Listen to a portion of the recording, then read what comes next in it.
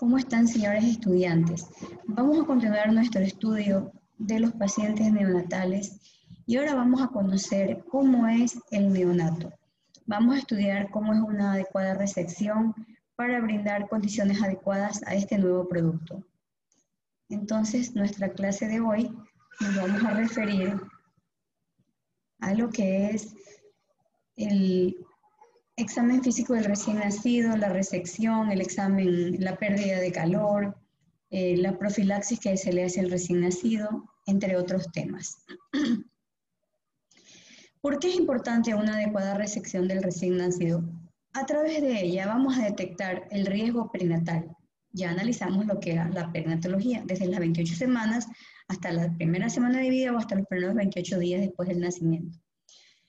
Entonces, yo ya hago un bosquejo, yo ya he hecho un análisis del riesgo perinatal que puede tener este paciente y que se puede aumentar a medida que avance y se aproxime el momento del nacimiento.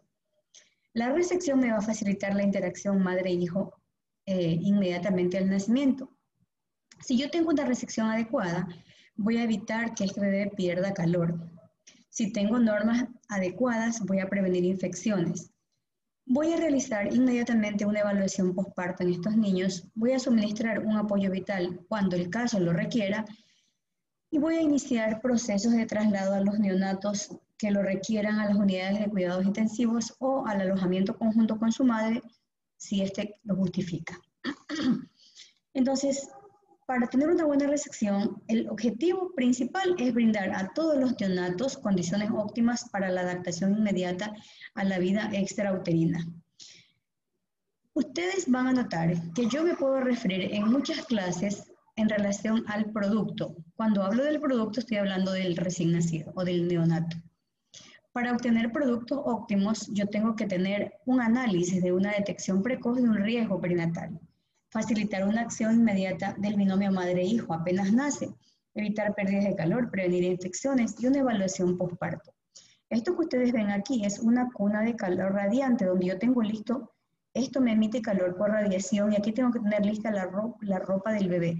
A pesar de que es abierta, esto es una termocuna, me brinda calor adecuado, tengo el oxígeno y el equipo necesario para reanimarlo si es que lo necesitaría.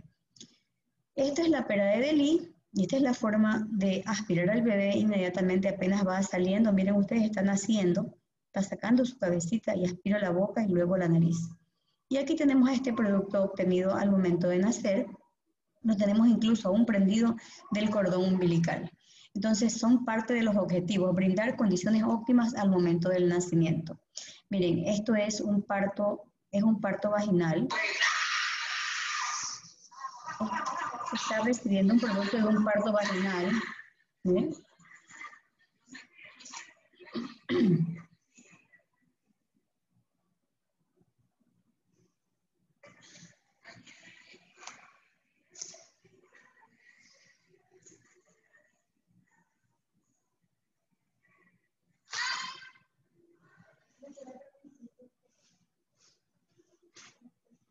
Entonces, esta es la forma de una resección del recién nacido.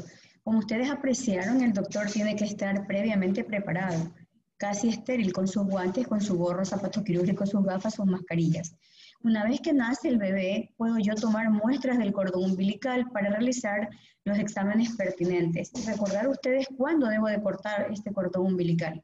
Debo de cortarlo 3 centímetros por arriba de la superficie corporal y clampearlo entre 30 a 120 segundos después de que ha nacido o cuando está clampeado entre 2 extremos en el momento en que deje de latir. Si yo le dejo pasar mucha sangre a este bebé, voy a favorecer una policitemia.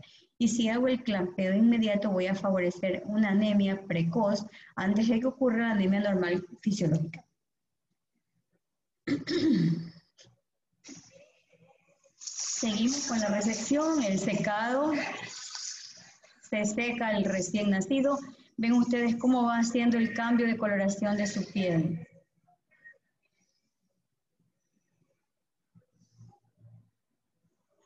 Esa es la pera de Delhi y se aspiran las secreciones corporales.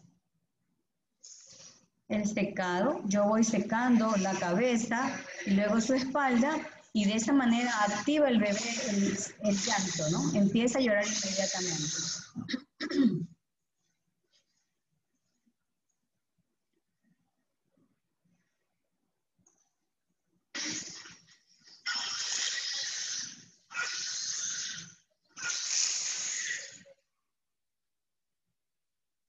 Entonces hemos visto una recepción inmediata cuando es la forma oportuna del pensamiento rápido. Y de esa manera voy yo secando al bebé veo cómo él inicia su respiración espontánea, cómo es su tono muscular y cómo empieza a manifestar su perfusión periférica. Ya les indiqué por qué debo de evitar un corte precoz o por qué debo de evitar un corte tardío del cordón umbilical. El momento ideal es entre 30 segundos hasta 120 segundos o de preferencia cuando clampeado en los dos extremos deja de latir. Al recién nacido es importante realizar una profilaxis.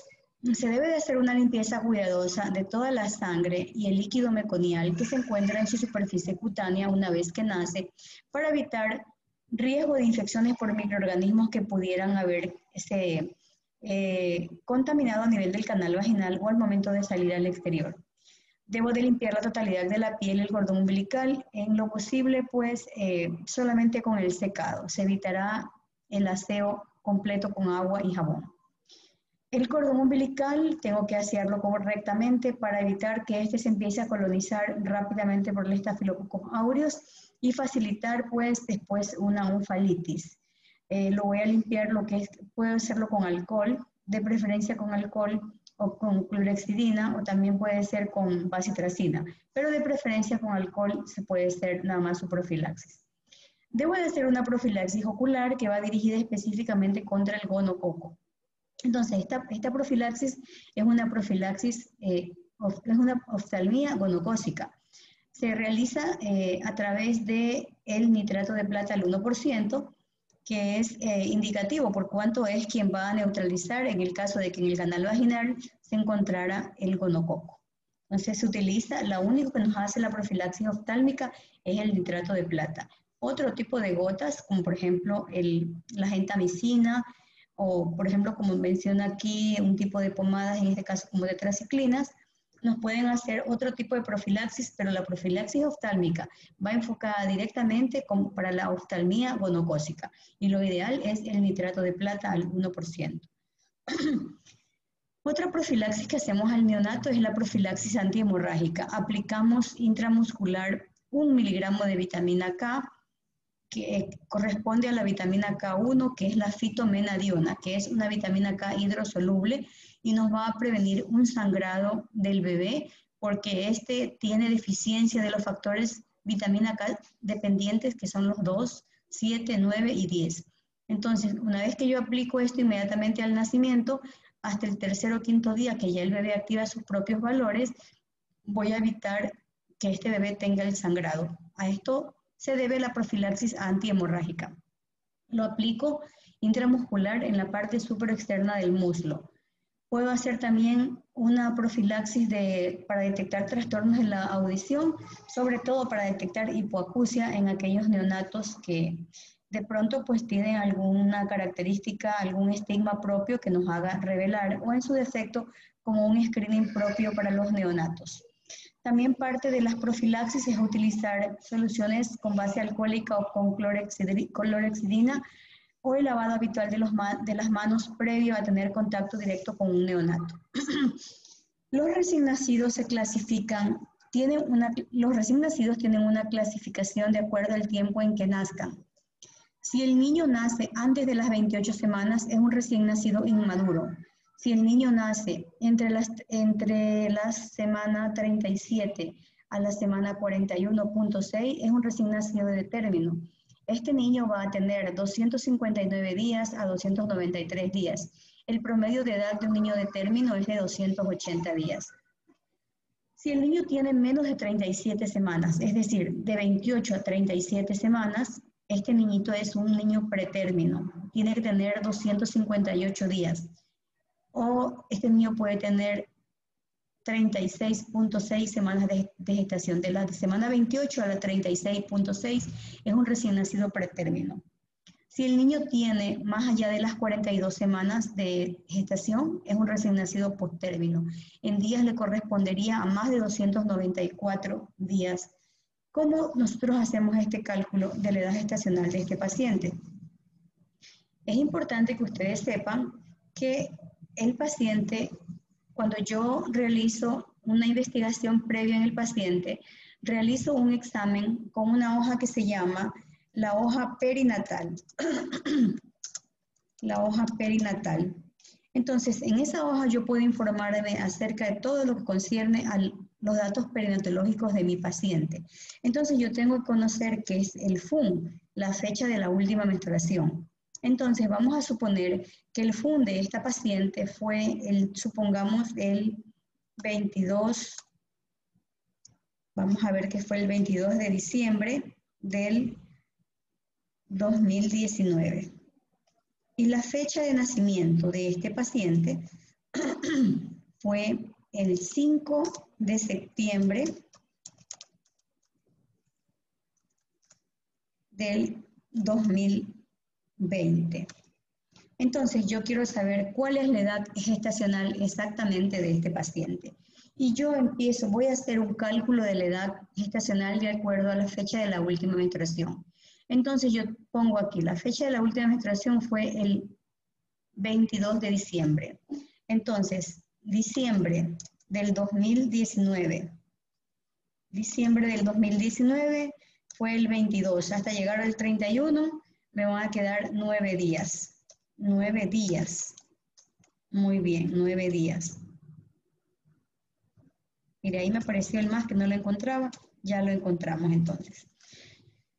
Diciembre, 9 días. Vamos a ver. Enero del 2020. Este paciente en enero va a tener 31 días. Febrero del 2020, no recuerdo si fue bisiesto, pero en todo caso febrero tendría 28 días, si no fue bisiesto. Marzo tendría 31 días. Abril tendría 30 días. Mayo, 31 días. Junio tendría 30 días. Julio tendría 31 días.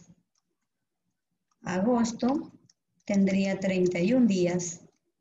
Y septiembre, ¿cuándo nació? El 5 de septiembre. El 5 de septiembre. Entonces yo lo que hago es sumo todas estas cantidades. Y entonces voy a sumar 9 más 31 más 28 más 31 más 30 más 31 más 30 más 31 más 31 y más 5. Entonces, este paciente va a tener un total de 257 días de vida. ¿A qué corresponde esto? Si regresamos a la tabla anterior para poder dar un diagnóstico. Entonces, vamos a ver, si nosotros estudiamos la tabla anterior, vamos a regresar. Entonces, vamos a ver que si mi paciente tiene 257 días de vida, yo lo voy a encontrar aquí menos de este tiempo, lo voy a encontrar aquí. Tiene 257 días de vida. Si es de término, sería 259 días de vida. Entonces, el pretérmino tiene menos de 258 días de vida. Por lo tanto, este niño que yo estoy recibiendo en este momento es un pretérmino, porque tiene 257 días de vida. Entonces, volvamos nuevamente a compartir lo que tenemos acá. Y entonces nos vamos a encontrar aquí con este paciente que tiene 257 días de vida. Si yo quiero sacar las semanas de gestación, voy a dividir para 7. ¿Por qué? Porque una semana tiene 7 días. Entonces me va a salir exactamente 36.7 semanas de gestación. ¿Qué quiere decir 36.7? Mire, de casualidad ha salido este ejemplo y yo tengo que dar un diagnóstico de este paciente. La semana tiene 7 días, por lo tanto, esto de aquí me va a corresponder a 37 semanas de gestación. Por lo tanto, mi diagnóstico lo cambio completamente, porque ya si yo me quedo con 257 días de vida, voy a hablar que este niño es un pretérmino. Pero sin embargo, cuando ya divido para las semanas, me sale justo 37 semanas. Entonces yo doy un diagnóstico, yo digo que este niño es un RNT. ¿Ya? Si, por ejemplo, me hubiera salido menos días, por ejemplo, supongamos que me hubiera salido 255 días y yo lo dividiría para 7, entonces 255 dividido para 7, me saldría aquí exactamente 36.4 semanas de gestación. Entonces, este sería un paciente recién nacido pretérmino. Y este es el diagnóstico para el cálculo de la edad gestacional. Entonces, esto me corresponde a, si yo veo por los días, justamente está en el umbral, porque al hacer la división, una semana tiene 7 días, y esto correspondería a 37. Entonces, estaríamos hablando de un recién nacido de término. Si nos saliera menos días, y nos sale 36.4, nos corresponde a un recién nacido de pretérmino. Y de esta manera yo logro sacar la edad de gestación de mi paciente de acuerdo a la fecha de la última menstruación. Otra forma de calcular la edad gestacional del paciente es de acuerdo al capurro, que es un examen físico que se hace inmediatamente al nacimiento por medio del examen físico, y otro es ecográficamente. Después de que hemos analizado lo que es la resección, voy a hacer yo el examen físico del recién nacido. Y en el examen físico es importante que yo vaya valorando la parte antropométrica, el peso, la talla, el perímetro de cráneo. Por lo general, el peso del paciente tiene que oscilar entre 2.500 a 2.400. Miren ustedes, tengo que hacerlo sobre una balanza reforzada porque si lo pongo directamente sobre esta placa metálica, voy a hacer perder calor de este paciente directamente por conducción. Otro parámetro importante es el perímetro de tórax, que oscila en 33 centímetros. El perímetro de cráneo oscila en 35 centímetros como normal y la talla habitualmente va a diferir si es varón o mujer, pero tiene un promedio de 50 centímetros si es hombre, 48-49 centímetros si es mujer. Entonces tenemos aquí la talla, tengo que hacerlo talón, de la cabeza hacia el talón. Tenemos aquí la talla. El cuerpo de los neonatos es un cuerpito cilíndrico, su cabeza está inclinada sobre el tórax y como ustedes aprecian, las extremidades son flexionadas. Tengo que revisar en general cómo está la aptitud general de mi producto. Tiene un llanto vigoroso, adopta una posición en semiflexión o flexión de las extremidades. Los movimientos son espontáneos de sus extremidades. Cuando llora, frunce el ceño y los movimientos faciales deben de ser simétricos. El 80% del tiempo debe estar el paciente en un sueño activo o quieto, un 20% despierto activo con llanto o sin él. Estamos hablando, recuerden ustedes, de un examen físico de un recién nacido de término. Entonces, parte de la observación general es la postura del neonato. El niño de pretérmino adopta una postura como prácticamente, más bien como en relajación, el niño de término en semiflexión y el de posttérmino más bien está en alerta completa. El niño de pretérmino, bueno, vamos a ver qué es las características de un niño de término. Llanto vigoroso, movimientos espontáneos, etcétera, ¿no? El de pretérmino no es vigoroso, el movimiento respiratorio es irregular, pasa dormido la mayor parte del tiempo, y el posttérmino tiene una mirada alerta durante más tiempo, mayor actividad espontánea, mayor tono muscular y mayor predominio flexor. Luego voy a realizar un examen por sistemas, y lo primero que voy a empezar a valorar es la piel. Ustedes van a notar que la piel del bebé es una piel rosada, que tiene un buen llenado capilar, que tiene una capa córnea bien desarrollada, sin embargo tiene la característica de no presentar costras, porque casualmente la última capa pues no logra un desarrollo completo. Hay cierto grado de descamación en su piel, sin ser un bebé posmaduro. Puede existir cierto grado de descamación y presencia del unto sebáceo o el vernix caseoso, que es una grasa blanca parda protectora.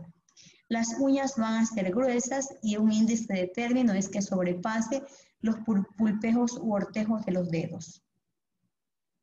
Entonces vamos a encontrar, miren, esto es el vernix caseoso, ¿no? El vernix caseoso o unto sebáceo, que es una grasa parda que cubre el cuerpo de los niños de término. Mientras más pretérmino es, tiene más protección. Cuando se acerca a término, tiene menos cantidad. Algo más que encontramos en la piel es lo que es el lanugo, que es un vello fino, que mientras es un vello también como mecanismo protector. Por lo tanto, cuando más se acerca al término, lo vamos a encontrar en menor cantidad. Cuando ya está de término, lo vamos a encontrar en la parte superior de los hombros, en la espalda y en la parte superior de la nalga. Es un vello fino y suave que se llama lanugo y que cubre también parte de las mejillas y de las orejas de los recién nacidos. Es la postura del recién nacido en semiflexión o flexión parcial. Miren ustedes cómo está cubierto del unto sebáceo o vernix caseoso. Y esto tenemos el movimiento simétrico al llorar. Vemos que es simétrico, no desvía los ojos, los cierra porque tiene un mecanismo de blefarospasmo, cierra los ojos y frunce el ceño y todo su rostro es simétrico. En la piel también vamos a encontrar otro tipo de situaciones, como es, bueno, el milium, que ya lo vamos a ver en una lámina directa, el lanugo, que es el vello fino, y el moglen, que es una especie de moteado de la piel por inestabilidad vasomotora y enlentecimiento de la circulación periférica como cambios de adaptación de los neonatos. Entonces tenemos la piel, decíamos que es rosada, que tiene buen llenado capilar, etcétera, ¿no? El recién nacido de término tiene un 12% de porcentaje de su peso corporal, que es grasa aproximadamente. Las uñas, como les mencioné, son gruesas y sobrepasan los pulpejos de los dedos. Tenemos allí, miren, parte del vernix caseoso. También las uñas tienen la característica de que tengan junto con la zona perioral de tener cianosis distal o acrocianosis. Y aquí vemos el vernix caseoso de la piel. Mucho vernix caseoso a nivel de la zona de los genitales. En la piel también vamos a encontrar manchas como es la mancha mongólica, que se constituye como una mancha de un color azul pizarra que se ubica por lo general en la región sacro glúteo dorsal. Puede desaparecer o atenuarse después del primer año de edad. Encontramos también en la piel otro tipo de manchas como son los hemangiomas planos o picadura de cigüeñas que pueden ubicarse en el entreceño, en lo que es el párpado superior, ala de la nariz, labio superior y en la unión de la piel con el cuero cabelludo en la parte posterior, en lo que es la unión ya con la espalda. Encontramos gran cantidad de mancha mongólica, también la podemos encontrar en cualquier parte del cuerpo, incluso podemos encontrar mancha mongólica universal, como ustedes pueden apreciar. La piel, como les mencionaba, sufre cambios por inestabilidad vasomotora y porque hay enlentecimiento de la circulación periférica y entonces a esto se debe que el bebé tiene una cianosis perioral. Sobre todo la vamos a encontrar a nivel distal, a nivel de las uñas y a nivel perioral. Es completamente normal. Tiene la capacidad de llorar con una inspiración, llora con inspiración prolongada, y entonces este niño va a notarse que hace un sonido como que tiene un quejido en inspiración y suelta el llanto. Y en este momento vamos a ver una cianosis perioral.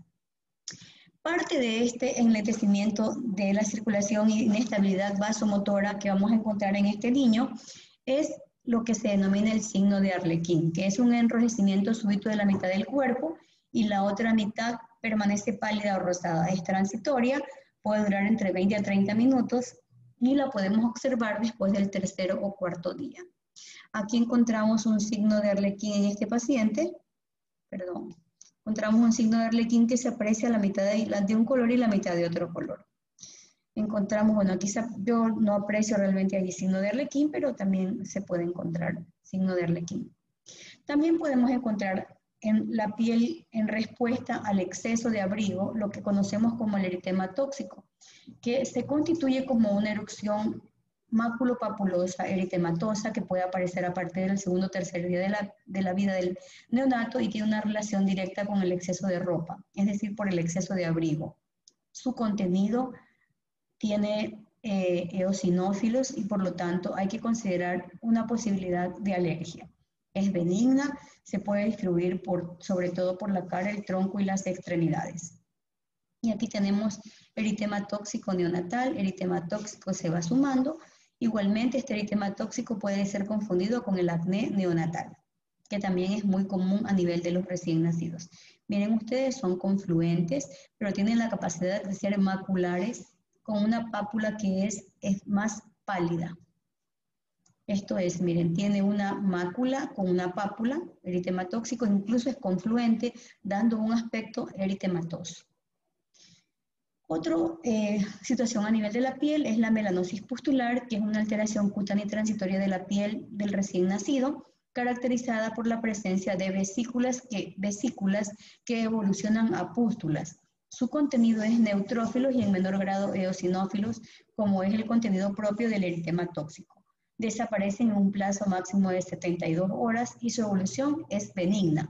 Recuerden ustedes que todo lo que estoy conversándoles son hallazgos normales de un neonato.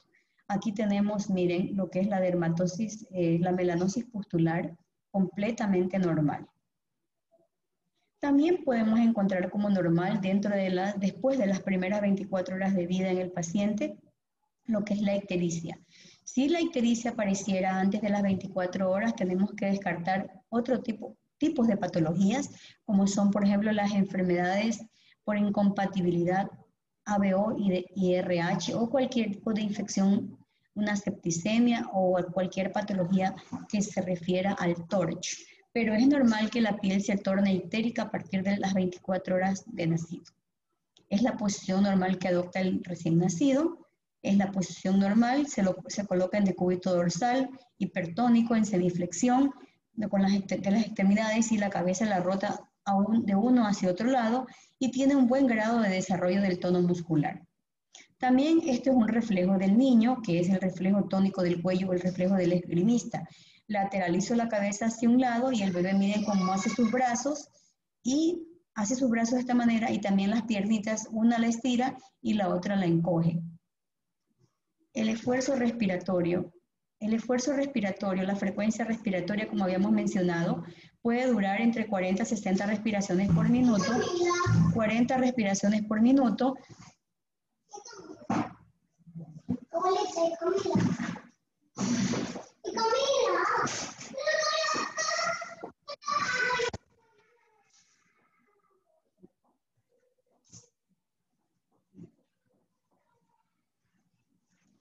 Les decía que la frecuencia respiratoria puede durar entre 40 a 60 por minuto. Cuando el bebé nace puede haber un leve aleteo de lo que es sus fosas nasales estando dentro de lo normal. Entonces podemos encontrar un aleteo leve, incluso al auscultar puede haber un ruido inspiratorio. Es totalmente normal siempre y cuando no se acompañe de cianosis o de aleteo masivo o de patología respiratoria en este paciente. La temperatura es normal entre 36,5 a 36,9 grados centígrados. La frecuencia cardíaca no debe superar hasta 160 por minuto con un término medio de 140 por minuto. Puede variar de acuerdo a la edad gestacional y la presión arterial puede ser de 40 a 45 hasta 60 a 65 milímetros de mercurio. Los grados de conexión al medio, el estado de conciencia, van a variar de 1 a 5. En la mayor parte de su tiempo, como les he mencionado, puede estar durmiendo. Lo que es el examen de la cabeza, como ustedes ven, la cabeza va a diferir si el paciente tiene un parto vaginal o tiene una cesárea.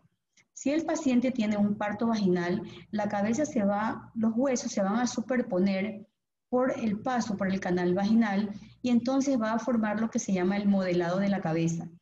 Entonces vamos a encontrar una cabeza alargada y ellos van a tener un edema de presentación. Es decir, va a mostrar edema sobre todo de lo que es su frente, sus párpados sobre todo, en la parte más prominente. Por ejemplo, si estuvo cefálico. Si estuvo podálico, pues serán las nalgas o los pies quienes presenten edema. Los niños que nacen por cesárea y que no estuvieron encajados en el canal vaginal van a tener una cabeza redondeada. Y los pacientes que están en posición podálica, la cabeza adopta el fondo, la cabeza adopta sobre todo el fondo de lo que es el útero, ¿no? Entonces, esto es un niño del nacimiento y esto después de las 24 horas del nacimiento. Se llama modelado o también se llama cabalgamiento óseo y por lo general es el hueso parietal que va a cabalgar sobre el occipital y sobre el frontal. Entonces encontramos aquí las fontanelas, la fontanela anterior, la posterior, la anterior y la posterior, y como ya habíamos analizado lo que era la fontanela en otras clases, ¿no? La cabeza, pues esto es una extracción en un parto por cesárea. Igualmente, si estuvo encajada, va a tener efectos de cabalgamiento óseo. Vamos a encontrar otras situaciones que son patológicas, como es el cefalohematoma, hemorragias por diferentes situaciones de trauma obstétrico que será motivo de otro estudio, como es el caso de este cefalohematoma gigante. La carita del recién nacido es una cara simétrica. Generalmente puede encontrar asimetrías cuando hay, por ejemplo, lesión del nervio facial, pero ya vimos una cara simétrica, sobre todo al llorar. Los ojos del recién nacido, como ustedes aprecian aquí, los ojitos del recién nacido, pues responden a los reflejos pupilares, tienen una pupila isocórica reactiva y esto es una tosis, no es normal. Esto es lo normal, que yo vea los ojos de los bebés con una buena respuesta a la luz. Los oídos del recién nacido. Los oídos del recién nacido, por lo general, pues los oídos no tienen que presentar mayor situación de complicación y sobre todo es valorar su ubicación. Importante que pueden tener aquí, a este nivel, un pequeño orificio que se llama la fístula o coloboma auris, pero también pueden tener múltiples mamelones preauriculares que pueden ser normales o relacionarse con patologías de tipo, sobre todo de tipo renal. Entonces, la mayoría de los problemas que pudieran presentarse en los oídos van a ir directamente relacionados con patologías de tipo renal. Los oídos, lo ideal de los oídos es la ubicación. Tienen que estar ellos entre el ángulo, en una línea que yo trazo de manera horizontal, entre el ángulo del oído hacia la parte posterior de la cabeza y entre la comisura del labio hacia la parte posterior de la cabeza. En ese tramo debe de ubicarse lo que es el pabellón auricular para que se encuentre dentro de lo normal. También encontramos la nariz.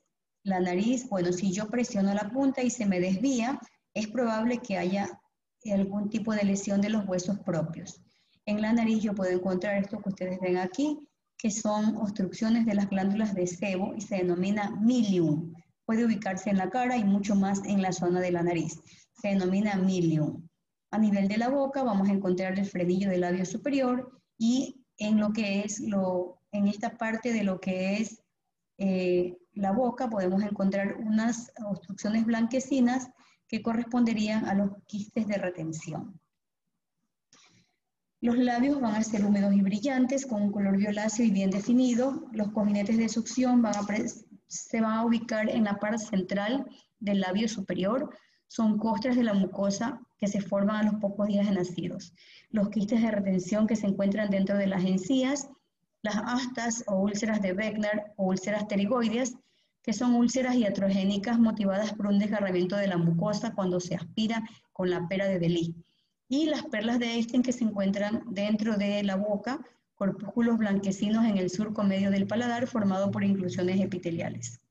Esto es un cojinete de succión en la parte del labio superior, como ustedes ven. Aquí podemos encontrar quistes de retención y aquí vemos dos dientecitos supernumerarios en el maxilar inferior. Las perlas de Einstein se van a ubicar hacia la parte posterior de la boca, en el paladar duro, unión con el paladar blando. Miren, aquí hay una hilera de quistes de retención y este es el frenillo del labio superior. Y estos son los dientes supernumerarios. El cuello, por lo general, es corto y puede ser húmedo. Y hay que lateralizar, el mentón tiene que lateralizarse hacia los hombros, porque si no, vamos a tener que no hay un predominio del tono flexor y por lo tanto habrá una tortícolis. Este cuello es corto y se puede mover en las direcciones laterales. Importante revisar aquí sobre todo lo que es persistencia de quiste tirogloso y evitar verificar si no hay algún tipo de tortícolis. Hay que dejarlo limpio porque como es pequeño puede estar húmedo y se macera con facilidad. El tórax de los recién nacidos es un tórax cilíndrico. Es importante porque aquí yo voy a valorar la frecuencia cardíaca y la frecuencia respiratoria. La frecuencia respiratoria voy a ver las veces que el niño mueve el tórax, porque los niños son respiradores nasales abdominales y por lo tanto es importante valorar las veces que el niño respira moviendo su tórax. Oculto la parte cardíaca para valorar la zona cardíaca. Aquí a nivel del tórax yo puedo encontrar injerencia hormonal a nivel de lo que es la glándula y la areola, y también esto me va a evidenciar lo que es edad gestacional. Cuando tiene una glándula y una areola desarrollada, nos están hablando de que el producto es de término. Y después del cuarto al séptimo día, esta glándula se va a poner turgente y voy a aplastar y voy a encontrar aquí leche por transferencia hormonal que se denomina leche de bruja. Aquí tenemos el tórax, mira usted, esto está muy hipertrofiado y si yo aplasto aquí hay leche.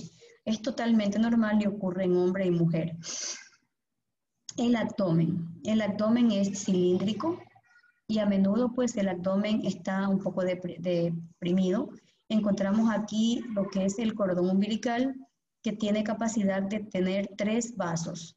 Tiene una vena que es grande y 2 arterias y el resto es la gelatina de Wharton. Tiene la capacidad de caer por desecación, se momifica por gangrena seca, primero húmeda y luego seca, y se puede caer en un lapso de 7 a 10 días. El cordón hay que secarlo con alcohol para que se momifique, no hay que empaparlo porque si no nos va a causar trastornos. También aquí podemos encontrar en el abdomen el hígado que desciende 2 o 3 centímetros por debajo del reborde costal sin ser una organomegalia, como ustedes aprecian aquí, ¿no? Parte del reborde costal. El cordón umbilical, como les había mencionado, está formado por los vasos umbilicales y por la gelatina de Wharton. Tiene 2 arterias y una vena. Las 2 arterias se contraen firmemente y la vena tiene un lumen mucho más grande. Se corta, bueno, ya vimos a 3 centímetros y se momifica a partir del 5º al 7º día y se va cayendo por momificación a través de gangrena seca. Encontramos aquí, miren, son las 2 arterias que cuando se cortan se obliteran como los cachitos del caracol. Y luego tenemos, estas son las arterias y luego el lumen de la vena que es más grande, 2 arterias y la vena. Hay 3 tipos de cordón umbilical, el tipo de cordón cutáneo, el amniótico y el normal. El cutáneo cuando sale al ras el cordón de la piel, el amniótico cuando el cordón umbilical es el amnio baja un poquito hacia la piel y el cutáneo, perdón, la piel asciende hasta 1 centímetro al cordón umbilical y el normal sale al ras o hay un reborde muy pequeño de la piel que circuncinda lo que es el cordón umbilical. Este es un cordón momificado previo a caer y este es el reborde de un cordón normal. Si fuera cutáneo, esto estuviera mucho más hacia arriba porque se eleva 1 centímetro arriba de la piel. Los genitales. Los genitales nos hablan también de un índice de madurez, si es varón o mujer. En los varones el pene tiene que estar bien desarrollado, mide 3 a 4 centímetros y el prepucio por lo general está unido al glande. Los testículos se encuentran al final de las bolsas y las bolsas se encuentran pigmentadas. Esto nos habla de un índice de madurez. Las niñas tienen los labios mayores que cubren a los labios menores. Solo 1/3 de las niñas tienen los labios mayores entreabiertos. Sin embargo, pues son más grandes que los labios mayores, que los labios menores. También los labios mayores están cubriendo a los labios menores, están cubriendo el clítoris y la vagina. Y a veces no se logra ver el himen, pero en ciertas ocasiones podemos ver el himen que desciende a través de lo que es la horquilla vulvar. Los genitales externos, un genital masculino, un genital femenino, también aquí hay injerencia hormonal. En los genitales hay injerencia hormonal. Tenemos aquí una secreción blanquecina que se escurre por la vulva, propio de una injerencia hormonal.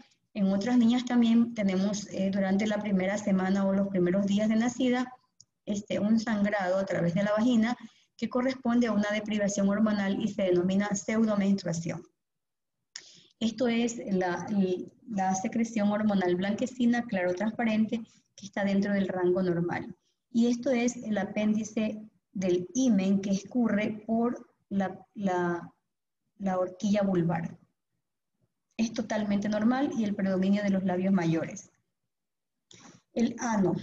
Bueno, el ano ocupa la porción más cercana al coxis en el periné y está formada por músculos normales que pueden tener continencia.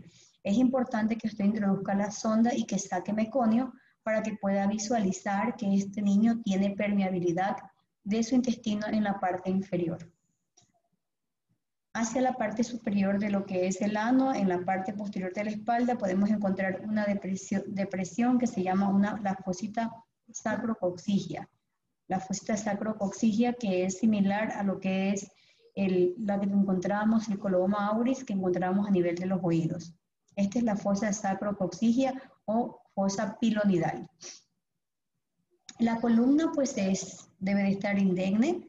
Estos son defectos patológicos, debemos de examinarla normalmente. Todo aquel repliegue que encontremos a nivel de lo que es la línea media, hay que verificar que no vaya a ser algún tipo de trastorno de columna, como por ejemplo un mielomeningocele.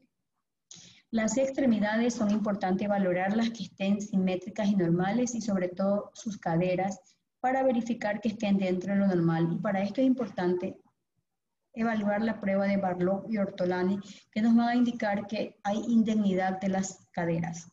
Entonces, este examen está dirigido a evaluar las caderas, a descartar una luxación de cadera cuando ocurre un clic por la salida de la cabeza del fémur del acetábulo. El 10% de los niños pueden tener una displasia congénita de cadera. También yo puedo ver en las extremidades superiores que no haya ningún tipo de malformación, sobre todo como esto que ustedes aprecian aquí, que es una parálisis de Ehlers-Danlos o de Klunke, secundario a trauma obstétrico. Eso no debe de haber. Descartar anormalidades como, por ejemplo, braquidactilia, aracnodactilia, clinodactilia, sindactilia, pie equinovaro. No, esto tiene que estar totalmente dentro de lo normal. Neurológicamente, pues el niño tiene que estar conectado con el medio, y puedo valorar los pares craneales. Por ejemplo, si el bebé cierra los ojos frente a un estímulo luminoso, está perfecto el par 2 y el 7. El par 2, 3, cuarto y sexto lo valoro si hay una buena fijación de la mirada, sigue la cara del examinador, y esta respuesta por lo general aparece desde la semana 34 y hay una retención de la pupila que aparece de la 28 a la 32. El quinto par lo reflejo a través de un excelente reflejo corneano. El par séptimo, si hay una buena simetría y amplitud de los movimientos faciales. El par octavo con un estímulo sonoro que lo provoco cuando, o sea, hago un estímulo sonoro y el bebé lo que voy a provocar en él es que cierre los ojos. El reflejo de succión, estoy valorando que estén indemne el par quinto, séptimo y décimo segundo. Y si el bebé deglute, está sin novedad el par noveno y décimo. La succión de los bebés ocurre a partir de las 34 a 35 semanas en adelante, la succión y deglución. El tono y postura, la progresión de los niños es céfalo-caudal con una reacción de enderezamiento y tiene que haber una buena motilidad y fuerza, predominando el flexor al unísono a partir de las 32 semanas y el flexor activo alternante a las 36 semanas. También valoro los reflejos primarios. Uno de ellos son reflejos totalmente normales que van desapareciendo del primero al tercer mes.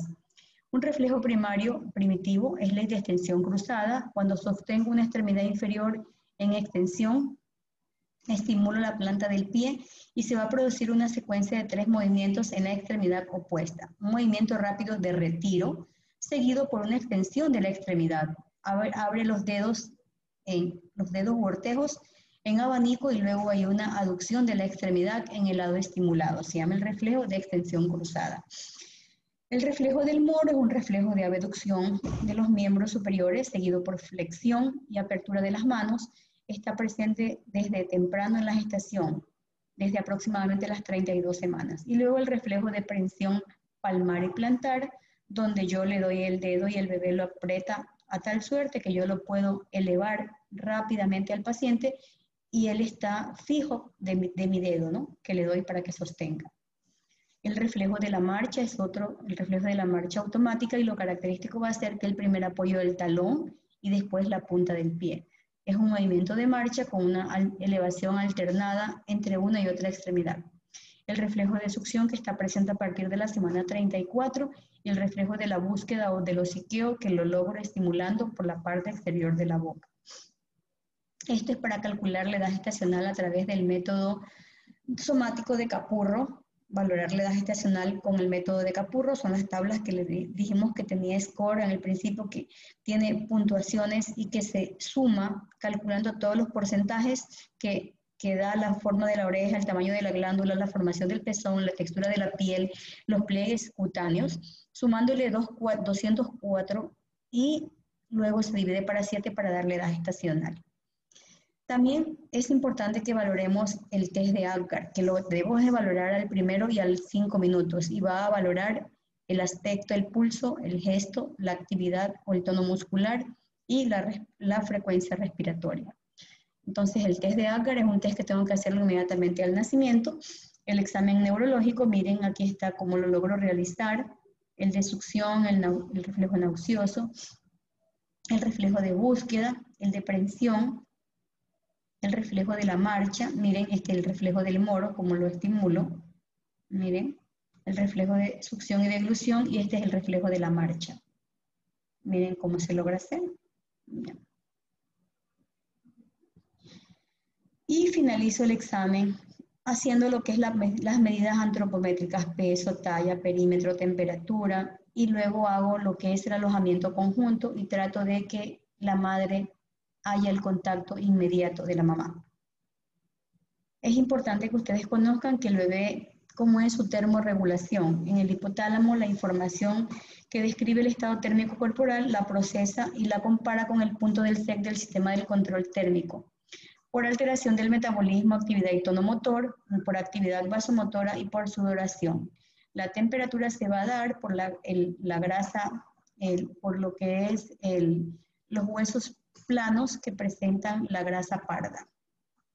Entonces va a haber factores que contribuyen a que sea vulnerable el neonato a un estrés térmico para que produzca calor, un depósito limitado de sustratos metabólicos como lo que es la grasa, la glucosa, el glucógeno, etc. La producción de calor principalmente está dada por la termogénesis química, que es un metabolismo de la grasa parda que les acabo de mencionar. Sin embargo, los depósitos de la grasa parda están inversamente relacionados con la edad gestacional. Si el bebé es mucho más pequeño, va a tener menos reservas de grasa parda. Por eso los pretérminos se enfrían con más facilidad.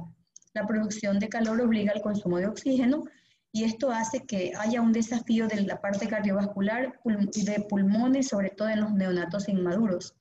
Hay una respuesta muscular involuntaria que es el escalofrío porque no está bien desarrollado, no puede aumentar el tono y empieza el niño a titiritear para aumentar la producción del calor. Y estos son los mecanismos de pérdida del calor por conducción, es decir, a través del cuerpo del bebé hacia la, o sea, cuando usted entra en contacto el cuerpo del bebé con una superficie, directamente el contacto, conducción. El cuerpo caliente sobre una superficie de una temperatura, en este caso frío, un colchón frío o la balanza. Las formas de perder calor son 4: convección, conducción, radiación y evaporación. Conducción, cuando usted pone al niño desnudo directamente sobre una superficie a una diferente temperatura. Convección, cuando usted, por ejemplo, ventila al bebé desnudo sobre una superficie que tiene una temperatura diferente. Es como cuando usted se da aire porque le da calor. Ese es el mecanismo de convección. Es la pérdida de calor que le da el aire acondicionado o cuando usted lo pasea en una sala fría. Radiación parte del principio que todo cuerpo emite radiación. Si yo lo pongo al bebé cerca de la pared o cerca de una superficie helada, va a perder calor. Por eso las incubadoras tienen que estar lejos de la pared, de paredes frías, porque van a perder calor. Igual las cunas. Y evaporación es la pérdida de calor a través de la piel y los pulmones cuando usted lo abriga con exceso y tras que lo abriga le pone calor y lo encierra en una incubadora. La forma, bueno, esto es mecanismo, esto es parte de la grasa parda. Ustedes aprecian aquí, es la termogénesis química a nivel del mediastino, que es un hueso plano, como es el timo, la axila, la base del cuello, en el área subescapular. Entonces, de esta manera, pues se genera, para que se forme calor, la primera línea de defensa, la actividad vasomotora, es inadecuada para conservar el calor y la producción del calor se puede alterar. Aumenta el metabolismo celular y el tono muscular esquelético contribuye a formar la producción del calor. La grasa, el escalofrío activa la grasa parda a nivel del mediastino donde se encuentran los huesos planos. Entonces, la temperatura normal del niño va a ser 36,5 a 36,7 o a 36,9, es lo normal a nivel de la piel, y ellos tienen mucha facilidad de formar hipotermia. Y cuando ellos forman hipotermia pueden hacer acidosis metabólica y llevar a la muerte. El paciente se puede morir por enfriamiento. Entonces son síntomas y signos de que está alterada la termorregulación, el cuerpo frío al tacto, cianosis, hipotónico débil, succión débil, hipoglicemia, etc. Bueno, en la sala de parto, por eso es importante mantener un adecuado ambiente térmico. La incubadora sería lo ideal, con una cuna de calor radiante o recibirlo en una cuna de servocontrol o cubierto con protectores plásticos con gorros y el adecuado vestuario para evitar pérdidas de calor. Y esto es lo que puedo compartir con ustedes en relación a este tema. Cualquier duda o referencia que tengan, estoy presta a servirles. Muchas gracias y que pasen bien.